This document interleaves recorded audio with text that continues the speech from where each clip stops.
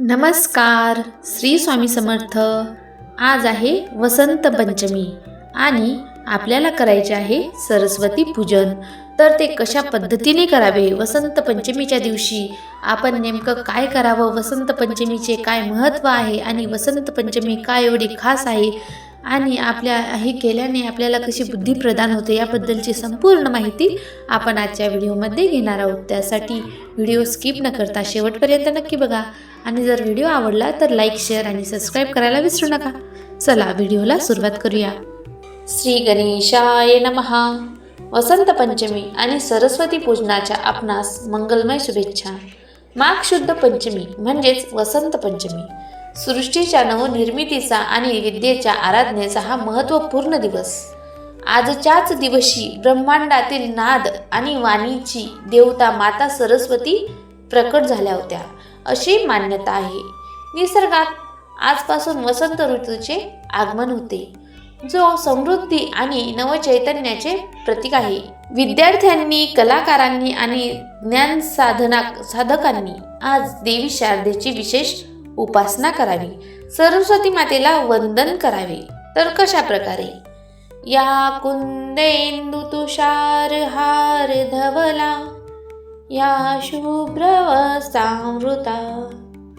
या वीणावर दंड मंडित करा, या श्वेत पद्मासना, या ब्रह्माच्युत शंकर प्रभृती विदेवे सदा वंदिता, सामान पातु सरस्वती भगवती निशेष जाड्या पहा।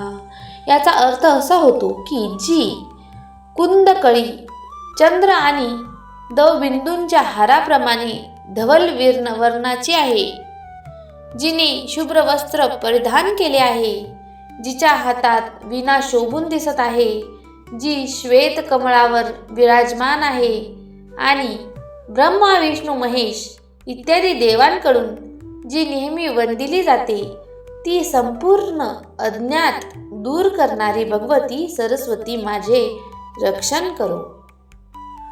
आपण वसंत पंचमीचे महत्त्व काय आहे ते बघूयात। आध्यात्मिक दृष्टिकोनातून वसंत पंचमी हा दिवस अत्यंत सत्वप्रधान मानला जातो।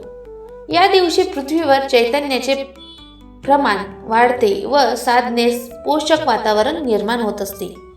वसंत पंचमीचे आध्यात्मिक महत्त्व, सरस्वती तत्व सक्रिय होते वसंत पंचमीलाच।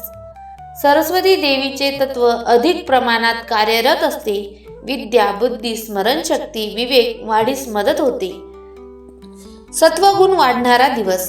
रजतम गुणांपेक्षा सत्वगुण जास्त कार्यरत असल्यामुळे साधना, जप, ध्यान यांचा लाभ अनेक पटीने मिळतो। नवीन विद्यारंभासाठी योग्य दिवस। अक्षरारंभ, ग्रंथपूजन, वाचन लेखन सुरू करण्यास हा दिवस श्रेष्ठ मानला जातो।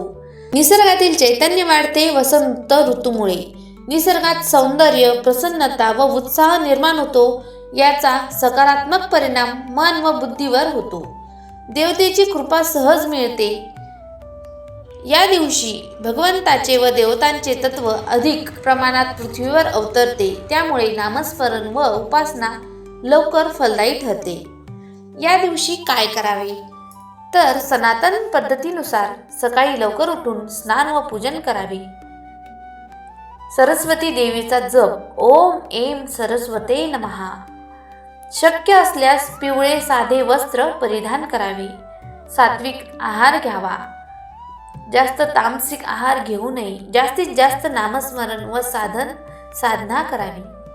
तर काय टाळावे या दिवशी? तर तामसिक आहाराचे सेवन टाळावे, मद्यपान टाळावे, मांसाहार टाळावा, अनावश्यक करमणूक टाळाव्यात आणि वादविवाद टाळावे।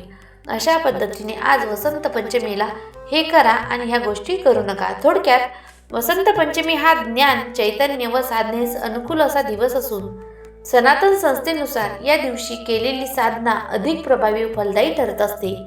आज दिनांक 23/1/2026 रोजी वसंत पंचमी असून या निमित्ताने श्री सरस्वती संच पूजन करावे आणि सर्वांनी आपल्या मुलांच्या सोबत आपला मुलगा किंवा मुलगी जे विद्यार्थी दशेत आहेत तिला पूर्वेला तोंड करून उभे करावे किंवा खाली बसून त्यांच्या व त्या मुलीच्या किंवा मुलाच्या जिभेवर तुळशीच्या किंवा दर्भ्याच्या काडीने, सोन्याच्या काडीने मधात बुडवून सरस्वतीचा बीज मंत्र एम हा काढावा.